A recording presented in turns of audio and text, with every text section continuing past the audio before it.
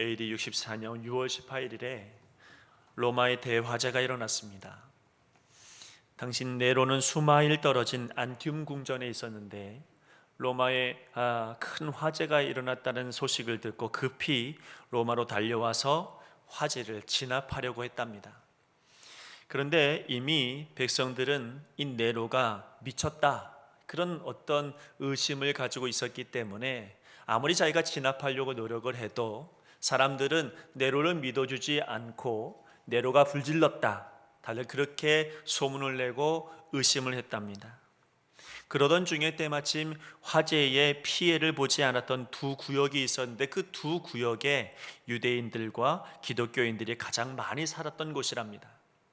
그래서 네로는 생각하기를 모든 죄를 저 기독교인들에게 뒤집어 씌우면 되겠구나, 이렇게 생각을 했습니다. 그래서 모든 죄는 기독교인이 다 짊어지게 되어지고 불질렀다, 모든 사람들을 죽였다, 그런 누명을 쓰게 됩니다.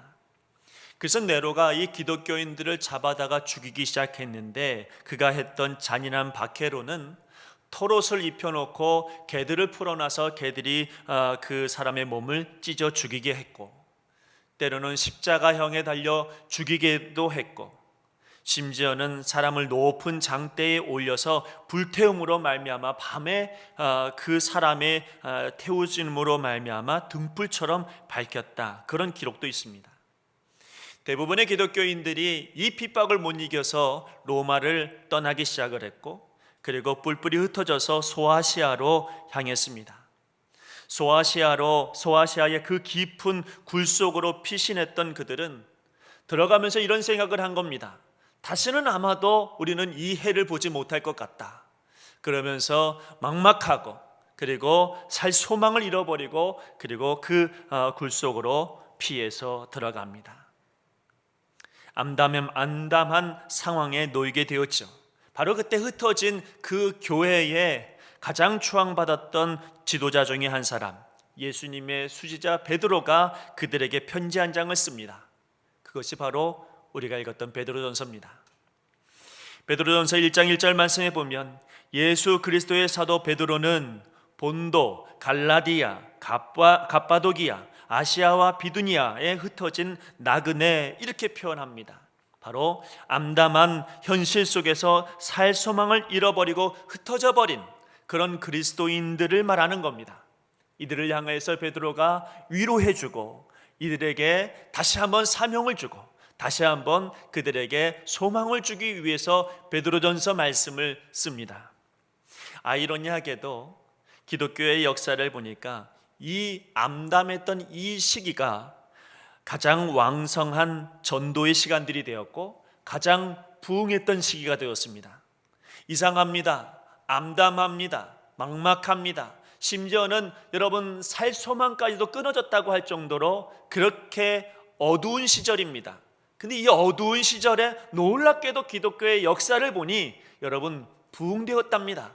여러분 놀라운 하나님의 역사가 나타났다는 것이죠. 어떻게 이 살 소망까지도 끊어버리고 잃어버린 그들이었음에도 불구하고 놀라운 이 부흥의 역사를 맛보게 되었을까? 많은 사람들이 여러분 이 아이러니한 이 질문 앞에서 신학자들이 답합니다.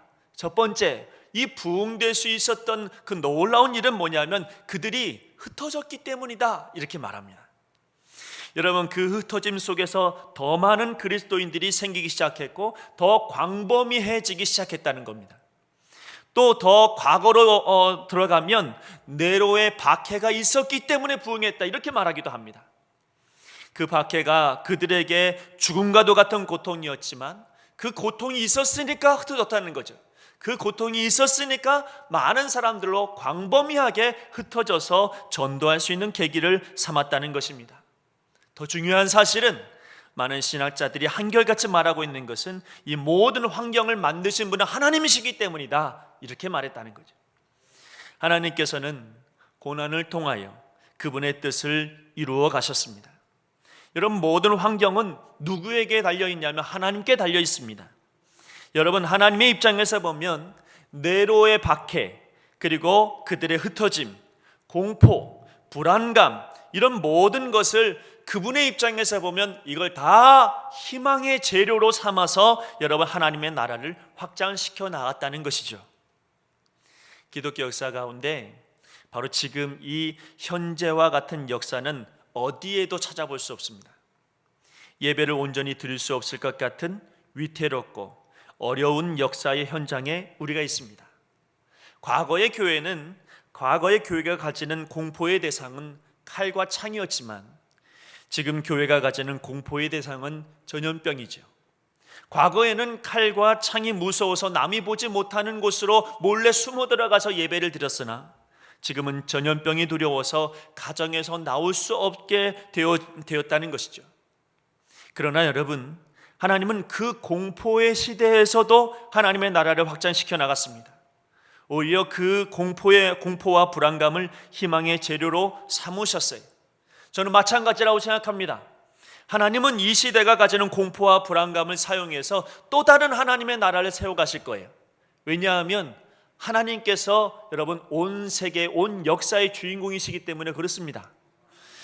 저는 특별히 그 하나님의 나라가 그들이 흩어졌던 것처럼 우리들의 가정에서부터 먼저 세워질 것이라고 믿습니다. 잃어버렸던 가정, 무너진 가정, 하나님으로부터 멀어진 가정, 세대 간의 갈등으로 힘겨운 싸움을 하고 있는 그런 가정들, 여러분 하나님께서는 이 전염병과 불안감이라고 하는 재료를 사용해서 어쩌면 하나님께서는 가정을 살리기를 원하시는 줄로 저는 생각합니다. 여러분, 모든 믿음의 시작은 가정에서 시작돼야 합니다. 그 가정이 살아야 교회가 살고요, 교회가 살아야 나라가 삽니다. 하나님의 역사는 가정에서부터 시작합니다. 잃어버렸던 가정을 우리 하나님께서는 이번 기회에 회복시켜 주실 것이라고 저는 믿습니다.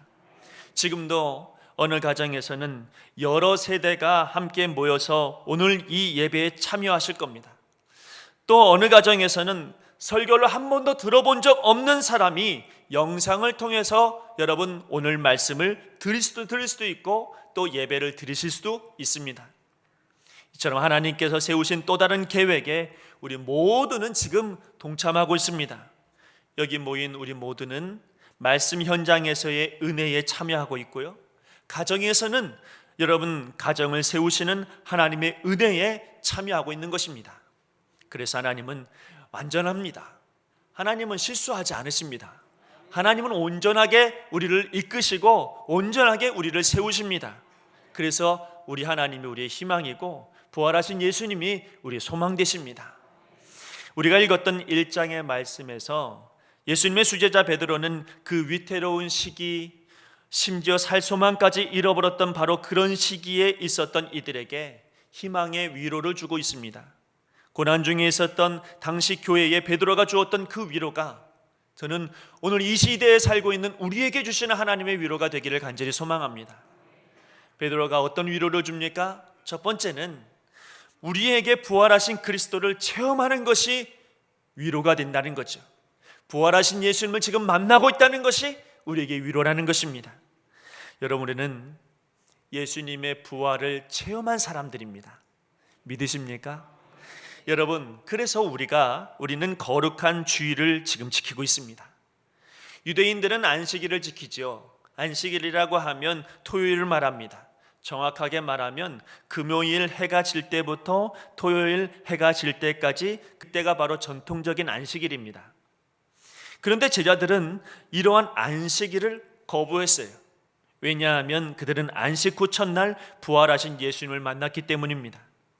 죽음의 안식일을 거부해버리고 생명의 주일을 맞이했습니다. 여러분, 예수님을 만나기 전에는 근심이었죠. 왜냐하면 예수님이 죽어버렸으니까. 예수님이 죽었으니 절망이죠. 예수님이 죽은 그 순간, 무덤 속에 있는 것 같은 그 순간, 여러분 토요일은 그들에게 절망이었던 시간들이었어요. 그러나 부활하신 예수님을 만난 그 주일에는 여러분 그들에겐 절망이랑은 찾아볼 수가 없을 만큼 하나님의 소망과 은혜를 만났습니다. 여러분, 우리가 지금 주일 예배를 드리고 있습니다. 이 자리에서, 가정에서 주일 예배를 드리고 있다라고 하는 것, 이것은 소망이고 은혜입니다. 왜냐하면 여기에 부활하신 예수님이 계시기 때문이죠. 여러분, 부활하신 예수님은 절망일 수가 없습니다. 상황이 어떻든, 형편이 어떻든, 여러분, 우리가 주일 예배를 드리고 있다라고 하는 것 이 자체만으로도 우리는 하나님의 은혜 안에 있는 것입니다. 위로는 여러분, 예배 드리지 않을 때는 위로가 되지 않습니다. 예배를 드리는 그 순간만큼은 하나님 앞에 참 위로를 받습니다. 오늘 여러분들이 이 예배를 통하여서 위로를 받기를 소망합니다. 우리는 고난의 토요일을 사는 사람들이 아닙니다. 우리는 부활의 주일을 맞이하는 사람들입니다. 그분이 멀리 계십니까? 아니, 여러분, 이 예배 가운데 함께 하셔서 우리를 새롭게 소망의 사람으로 맞이하십니다. 베드로는 위로하는 거예요. 굴 속에 숨어서 지금 예배드리고 있다고 할지라도 그럼에도 불구하고 우리가 믿는 예수님은 죽으신 예수님이 아니라는 거예요. 우리가 믿는 예수님은 살아계신 부활하신 주님이시다라고 하는 것을 여러분, 베드로가 위로하고 있는 겁니다. 이곳에서 예배를 드리고 있든, 여러분 가정에서 예배를 드리고 있든, 여러분 그 예배 안에 우리 부활하신 주님을 만난다고 한다면 그것만큼 위로가 되는 것은 없습니다. 또 하나, 베드로는 우리로 유업을 잊게 하시려고 하나님의 능력으로 우리를 보호하신다고 그렇게 위로합니다. 하나님 우리를 보호해 주신대요. 여러분 믿으십니까? 하나님이 여러분을 보호해 주시는 것을 믿으신다면 그것이 여러분에게 위로가 되었으면 좋겠습니다. 예전에 갈보리 교회에 그 강문호 목사님이 설교하시는 것을 들었을 때 갈매산 기도원 가서 강문호 목사님 설교를 듣는데 그렇게 은혜가 되는 말씀이 하나 있었어요. 뭐냐 하면 그분이 이스라엘을 연구하는 많은 것을 연구하시는 분인데 이 강문호 목사님이 이런 얘기를 해요. 이스라엘 사람들은 지금도 자기들은 요나의 백성이다 이렇게 생각한다는 거예요. 왜 요나의 백성이냐? 여러분, 그들이 이렇게 말합니다. 큰 물고기가 그를 삼켰지만 성경에 분명히 기록되어졌다. 삼켰으나 결코 소화시키지는 못했다는 거예요. 여러분, 그들은 생각한답니다. 이스라엘 백성들은 처음에는 애굽에, 아수르에, 바벨론에, 페르시아에, 로마, 소련, 독일, 여러분 여기 이 모든 위대한 나라들 앞에 삼켜졌으나 그러나 여전히 하나님은 지켜주셔서 소화시키지 못하게 하셨다는 거예요. 다시 나오게 하셨고 다시 새롭게 하셨고 다시 나라를 굳건하게 하셨다는 거예요. 그래서 자기는 요나의 백성이다 이렇게 자신만만하게 이야기한다는 겁니다. 여러분, 우리는 하나님의 백성이고 우리는 다 여러분 주의 자녀들이죠. 하나님께서 우리를 지켜주시고 보호해 주실 거예요. 어떤 상황에 처했든지 우리가 어떤 일을 당하든지 우리는 코로나19에 대해서 지금 고민하고 있고 걱정하고 있으나 그것이 심하게 말했을 때 내가 그것을 당한다 할지라도 여러분 그 위험에 빠진다 할지라도 그 환경 속에 있을지라도 그곳에 머물러 있게 하지 아니하시고 하나님께서는 빠져나오도록 우리를 보호해 주신다는 겁니다. 왜 그렇습니까? 오늘 베드로가 말하죠. 그렇게 하시는 데는 중요한 이유가 있는데 바로 썩지 않고 더럽지 않고 쇠하지 아니하는 유업을 우리를 위하여 하늘에 간직하시기 위함이다. 다시 말하면 그 유업을 우리를 잊게 하시려고, 다시 말하면 천국을 주시려고 하나님께서 우리를 끝까지 보호해 주시겠다는 약속입니다. 여러분, 천국을 소유하셨습니까? 그러면 그 천국에 들어갈 때까지 우리 하나님은 절대로 우리를 지키시고 보호해 주신다는 그런 위로의 말씀입니다. 그래서 베드로가 말합니다. 마지막에 우리의 믿음이 확실하면 주님께서 다시 오실 때 칭찬과 영광과 존귀를 얻게 될 것이다. 여러분, 힘든 상황 속에서도 그래도 믿음 지켜야죠. 그래도 여러분 믿음으로 굳건히 서야죠. 믿음으로 굳건하게 서 있고 끝까지 이 믿음만은 확실하다고 한다면 베드로는 이렇게 위로하는 거예요. 주님 오실 때 꼭 칭찬과 영광과 존귀를 얻게 될 것이다. 사실 베드로가 이 1장에 주는 이 위로는 세상 사람들에게는 그렇게 큰 위로가 되지 않을 거예요. 왜냐하면 그들은 부활을 모르니까요. 그들은 영원한 생명을 알 수 없으니까. 그들은 천국이 없으니까. 그러니 여러분, 베드로가 위로해 주는 이 말이 그들에겐 전혀 영향력 있는 그런 위로가 되지 못할 수도 있어요. 그러나 우리는 아닙니다. 여러분, 우리는 천국을 소유한 사람들이고 예수를 믿는 사람들이기 때문에 베드로가 말한 이 한마디 한마디가 다 우리에게는 위로가 되고 축복이 되고 은혜가 되는 것입니다. 부활, 예수님, 천국, 영원한 생명, 이 단어 하나하나가 여러분 우리에게 얼마나 위로가 됩니까? 여러분 어떤 말보다도 이것이 가장 위로가 되어지는 것을 여러분 믿으시기를 바랍니다. 더불어 5장으로 넘어갔을 때 베드로는 이 위로를 받은 사람들에게 권면합니다. 어떻게 권면하냐면 이렇게 말하죠. 첫째로 겸손하라는 거예요. 여러분 이 위로를 받는 사람들은 겸손하라. 어디에서요? 하나님의 능하신 손 아래에서 겸손해라. 하나님의 능하신 손이 뭡니까? 하나님의 섭리죠. 하나님의 경륜입니다. 그 하나님의 경륜 아래에 있다고 내가 믿는다면 겸손하라는 거예요. 전염병이 돌면서 제가 느끼는 것이 있어요. 여러분 그동안 우리가 참 인간적으로 살았잖아요. 여러분 내가 노력하면 다 된 줄 알고 될 줄 알았죠. 내가 이룬 업적을 내세우고 내가 마치 내 인생을 책임지는 것처럼 그렇게 살아요. 내가 말할 때는 하나님이 나를 도와주십니다. 하나님이 나를 인도해 주시죠. 여러분 이렇게 입술로는 고백하고 있으나 내 생각과 내 마음은 마치 내 인생이 내 건 것처럼 그렇게 자신만만하게 살아가요. 근데요 여러분 그건 다 내 나라 세우는 거 아닙니까? 나의 나라 만드는 것 아니에요? 근데 여러분 이 나라에 전염병이 뒤엎어버리니까 그러니까 내 힘으로는 안 되는 것을 뼈저리게 느끼게 됩니다. 다윗을 보세요. 여러분 인구조사를 하면서 무슨 생각을 하는 겁니까? 내가 세운 나라, 내가 이룬 업적, 내가 했다는 생각, 내가 이 나라의 주인이다라고 하는 그 마음으로 인구조사를 했더니 하나님께서 그 나라에 전염병을 주죠. 여러분의 나라는 어디 있습니까? 여러분의 나라는 내가 세운 겁니까? 내 인생은 내 겁니까? 아니에요 여러분. 하나님의 경륜 안에 있는 것이고 하나님의 섭리 안에 있는 것이지요. 여러분 내가 무엇이 잘났어요? 잘난 것이 하나도 없어요. 여러분 하나님의 섭리 안에 우리가 있다고 하는 이 믿음이 있으면 겸손할 수밖에 없는 것입니다. 그러므로 오늘 베드로가 말합니다. 천국을 소유했느냐? 위로를 받았느냐? 힘을 얻었느냐? 그러면 하나님의 능하신 손 아래서 겸손해라. 여러분 그저 하나님 앞에 기도할 뿐입니다. 그러면 때가 되면 하나님께서 높여주신다 이렇게 약속해요. 높인다는 말이 뭡니까? 여러분 고난에서 승리하게 하신다는 거예요. 승리자에게 주시는 영광을 맛보게 하신다는 그런 약속입니다. 여러분의 삶에서 여러분의 가정에서 언제나 겸손하시길 바랍니다.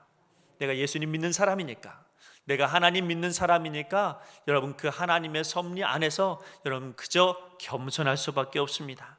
하나님이 하시는 섭리는 실수가 없어요. 그 은혜 앞에 겸손하면 반드시 하나님께서 그 삶의 승리의 은혜를, 그 가정의 승리의 영광을 맛보게 하실 줄로 믿습니다. 두 번째로 이렇게 말합니다. 능하신 손 안에서 겸손하라. 또 이렇게 말하죠. 모든 염려를 다 주께 맡겨라. 그러면 주께서 너희를 돌보실 것이다. 여러분 이 세상에서는 무려 628가지 정도의 공포증이 있답니다. 여러분 제가 보니까 이런 공포증이 있더라고요. 폐소공포증, 또 처음 들어보셨을지도 모르겠어요.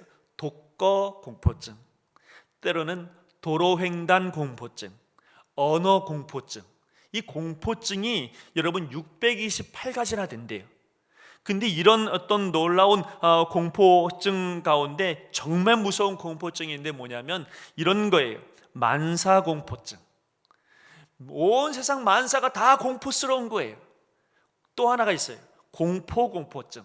이건 뭐냐면 누군가가 공포스럽게 두려움을 주면 그걸 공포라는 소리만 들어도 무서운 거예요. 공포라고 하는 소리만 들어도 공포스러운 거예요. 혐오스러운 거예요. 소름 끼치는 거예요. 그게 바로 공포증이랍니다. 어떤 심리학자는 말합니다. 이 세상에서 두려움으로부터 자유로운 사람은 오직 두 부류밖에 없다. 첫째는 죽은 사람, 죽음이 두렵지 않다. 또 정신 이상자들, 이 사람들은 두려움을 못 느낀다. 그러니까 이 심리학자가 말하고 있는 건 뭡니까? 제정신인 사람은 두려움이 없을 수 없다는 거예요. 모두 다 두렵다는 거예요. 두려움은 누구나 갖고 있다는 거예요. 나는 두렵지 않다. 나는 염려하지 않는다. 나는 두렵지 않다. 호언장담하지 말라는 거예요. 누구나 다 두렵고 누구나 다 염려스러운 거예요. 누구나 두려울 수 없고 염려가 있으나 오늘 베드로가 말하고 있는 그 염려를 주께 맡기라라고 하는 건 뭐냐면 그 두려움, 누구나 가질 수 있는 염려, 그거보다 크신 우리 하나님 앞에 내 그 염려를 맡기라는 거죠. 두려움보다 크신 하나님, 염려보다 능하신 하나님, 그 하나님이 여러분의 하나님이 되심을 믿으시기를 바랍니다. 닭이 알을 품으면 병아리가 나오죠. 그걸 우리 뭐라고 말하냐면 번식이라고 합니다. 여러분, 두려움을 마음에 자꾸 품으면 정말 그 두려움이 또 다른 두려움을 낳아요. 그래서 여러분, 처음에는 아주 작은 두려움이었다가 시간이 가면 갈수록 그걸 품을수록 여러분 이 두려움은 점점 커지고 또 다른 두려움으로 여러분 새롭게 만들어집니다. 염려가 되죠. 코로나19 전염병으로 염려가 되는 것은 당연합니다.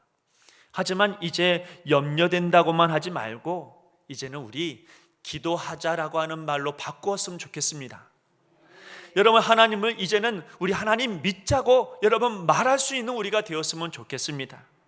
우리는 더 크신 하나님을 믿어야 되고요, 두려움을 이기게 하시는 하나님 말씀을 우리는 들어야 합니다. 이제는 염려 품지 말고 말씀 품으시길 바랍니다. 말씀을 품으면 여러분 그 능하신 하나님의 손이 우리를 꽉 붙들고 보호하여 주실 줄로 믿습니다. 이사야 41장 10절 말씀에 이렇게 말하지요. 두려워 말라, 내가 너와 함께 함이니라. 놀라지 말라, 나는 내 하나님이 됨이라. 내가 너를 굳세게 하려 참으로 너를 도와주리라. 나의 의로운 오른손으로 너를 붙들리라. 두려워하지 말라. 여러분, 성경에 두려워하지 말아라 라고 하는 이 말이 몇 번 나올 것 같아요?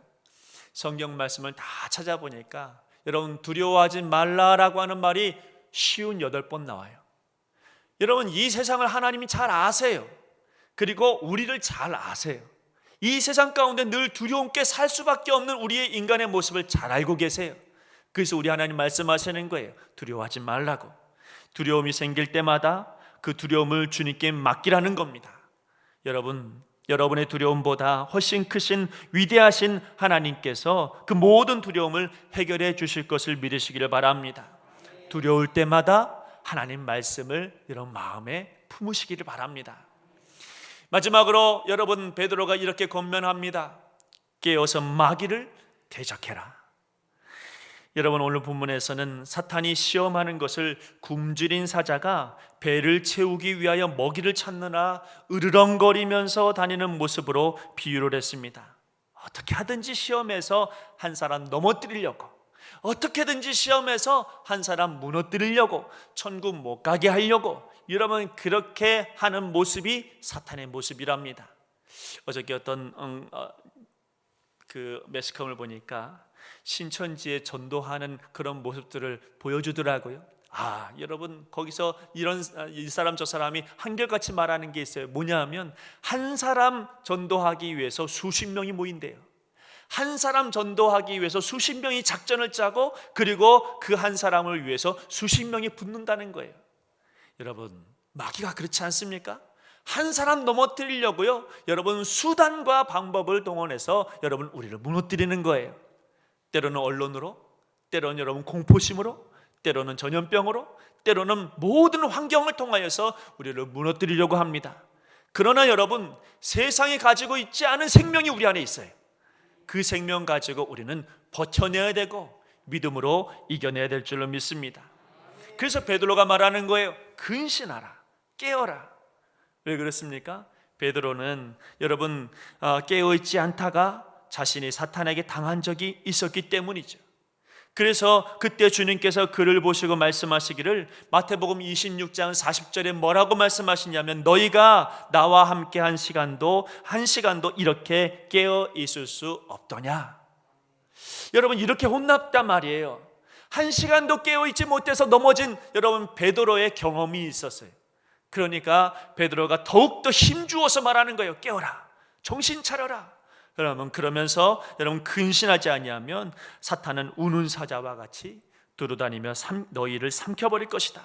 그러므로 너희는 마귀를 대적해라. 일주일 동안 여러분 마귀 앞에서 대적하시길 바랍니다. 여러분 이기시길 바랍니다. 여러분은 못 이기지만 내 뒤에 계신 하나님, 나와 함께 하시는 주님은 능히 우리를 이기게 하십니다.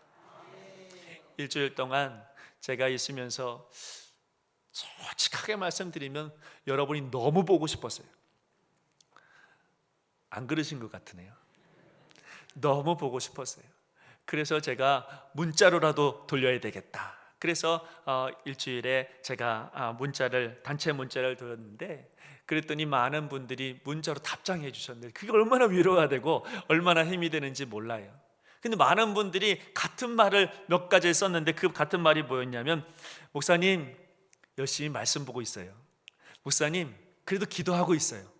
여러분 이 단어 한마디 한마디가 얼마나 힘이 됐는지요. 제가 그런 생각을 했어요. 마귀가 우리 교회 못 삼키겠구나. 마귀가 절대로 우리 못 이기겠구나. 하나님 지켜주시겠구나. 이런 믿음이 생기더라고요. 여러분 말씀 품으시고 기도하시고, 그럼에도 불구하고 우리 주님 믿고 나아가고 이 깨어있음이 여러분 우리를 승리케 하는 줄로 믿습니다. 오늘 본문의 말씀에 보면 10절 말씀쯤에 보면 이런 말씀이 있습니다. 온전하게 하시며. 이 온전하게 하시며라고 하는 이 단어가 어원이 어디서 왔냐면, 예수님께서 베드로와 야고보와 요한이 어부일을 하다가 그물을 막 깁잖아요. 그걸 보는 그 그물을 깁는다라고 하는 이 단어와 온전하게 하다고 하는 이 단어가 같은 어원이에요. 그게 무슨 말이냐면, 우리 인생이 그물같이 찢겨져도 우리 주님께서만은 그것을 그물을 깁어주시고 우리를 온전하게 해주신다는 거죠. 언제 여러분 그물이 찢어집니까? 여러분 오랫동안 사용하면 찢어지죠. 여러분 염려가 너무 길어지고 고난이 너무 길어지면 그물 찢겨지듯이 우리 인생이 찢겨질 때가 있어요. 여러분 언제 또 그물이 찢어집니까? 암초 만나면, 예기치 않은 장애물 만나면 찢겨지죠. 여러분 우리 인생이 그렇습니다. 잘 지내는 것 같다가도 갑자기 어떤 돌발 상황이 벌어져서 여러분 우리 인생이 찢겨질 때가 있죠. 성경을 보니까 물고기가 너무 많아도 찢겨지더라고요. 예수님께서 물고기 많이 잡게 해주시니까 그물이 찢어지더라 그랬어요. 여러분 때로는 태평성대를 이루는 것 같고 아주 편안하게 살고 뭔가 잘 돌아가고 있는 것 같아서 게을러서 우리의 인생이 찢어질 때가 있어요. 나태해져서 그물이 찢어질 때가 있어요. 근데 여러분 오늘 말씀은 우리 이 인생에 우리들 뭔가 찢어진 것처럼 보이는 인생을 그물을 깁는 우리 주님께서 고난 중에서 오히려 온전하게 하시며 굳건하게 하시며 강하게 하시며 더를 견고하게 하시겠다, 이렇게 말씀하고 있습니다. 여러분 생각지도 않은 일이 현실이 되어져 버렸죠. 생각지도 못했던 일들이 지금 현실이 되고 있습니다. 세상이 우리를 위로해 주지 못합니다. 그렇지만 하나님은 우리에게 부활의 소망으로 위로하여 주시고 주님 오실 때까지 보호하여 주시겠다고도 말씀하십니다. 믿고 견디면 승리를 맛보게 해주시겠다고도 약속하십니다. 오늘 여러분이 있는 그 자리에서 유일하게 위로해 주시는 우리 주님의 은혜를 경험하시기를 바랍니다. 여러분이 있는 이 자리, 그리고 여러분이 있는 바로 그 자리에는 아주 복된 은혜의 자리임을 잊어서는 안 됩니다. 왜냐하면 여기도 예배드리는 그 자리에도 여러분 부활의 주님이 계시기 때문입니다. 그리고 여러분 이제는 하나님의 능하신 손 아래 겸손하시길 바랍니다. 염려는 있을 수 있죠. 염려는 없을 수가 없습니다. 그 염려보다 강하신 우리 주님의 말씀을 믿고 맡기시길 바랍니다. 두렵다고 염려된다고 말하기보다는 깨어서 기도하겠다고, 깨어서 하나님 믿겠다고, 여러분 그렇게 예수님의 말씀을 품는 우리 모두가 되기를 간절히 바랍니다. 그랬을 때 마치 그물을 깁는 것처럼 일주일 동안 우리 주님께서는 여러분의 인생을 여러분 온전하게 하셔서 여러분을 굳건하게 하실 거고 강하게 하실 거고 털을 견고하게 하실 줄로 믿습니다. 여러분이 인생에서, 여러분이 지금 가정에서 여러분 하나님의 터는 견고하게 서게 될 줄로 믿습니다. 기도하겠습니다. 하나님 아버지, 우리를 위로해 주실 수 있는 유일한 분은 우리 하나님밖에 없습니다. 부활하신 주님을 의지하여 매 순간순간 가정에서 내 인생 어디에서든지 예배드리고 있을 때마다 하나님께서는 위로하시고 함께 하실 줄로 믿습니다. 아버지 하나님, 하나님의 놀라우신 경륜을 따라 이제 겸손해지게 하시고 하나님의 구원을 볼 수 있도록 하나님 역사하여 주시옵소서. 주님, 우리의 인생을 책임져 주셔서 굳건하게 해주시고 강하게 하시고 우리가 있는 그 자리가, 그 터가 견고해질 수 있도록 인도하여 주시옵소서. 오늘도 하나님의 구원을 바라보기를 소망하며 예수님의 이름으로 기도하옵나이다. 아멘.